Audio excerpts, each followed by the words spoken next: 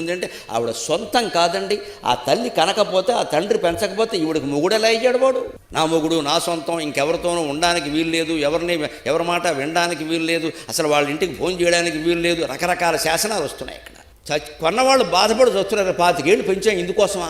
ఇదివరకు అమ్మాయి విషయంలో అనుకునేవారు, అమ్మాయిని ఏదో ఇచ్చేసామమ్మా, మా ఆడపిల్ల అంటే ఆ ఆడపిల్ల ఈడపిల్ల కాదుగా. ఇప్పుడు మగపిల్లడు కూడా ఆ ఆడపిల్ల అయ్యాడు. ఇక్కడ వీళ్ళిద్దరూ కలిసి ఎక్కడో బెంగళూరులోనో కలకత్తానో ఉంటారు అంతే. ఇంకెవడో మాట్లాడడానికి వీల్లేదు, ఎవరు వెళ్ళడానికి వీల్లేదు. ఒకవేళ అమ్మా నాన్న వస్తామంటే ముందు వాళ్ళమ్మ వాళ్ళ నాన్న వాళ్ళు వచ్చాక వీళ్ళు వెళ్ళాలి. నమశివాయ అటువంటివి కూడా ఉన్నాయి. అంటే ముందు విఘ్నేశ్వర పూజ వాళ్ళది, పుణ్యాహవచనం వీళ్ళదేను. ఎందుకు వస్తున్నాయి? యువత యువకులు గ్రహించాల్సిన మాట. ఇవాళ నా మాటకి నా పిల్లల లాంటి వాళ్ళు విలువిస్తున్నారు కాబట్టి చెబుతున్నా. ప్రపంచమంతా నిన్ను సముద్రంలోకి తోసే ప్రయత్నం చేసినా నీ కన్నీళ్లు తుడిచి కాపాడగలిగింది తల్లి మాత్రమే, తండ్రి మాత్రమే, ఇంకెవరు ఉండాలండి.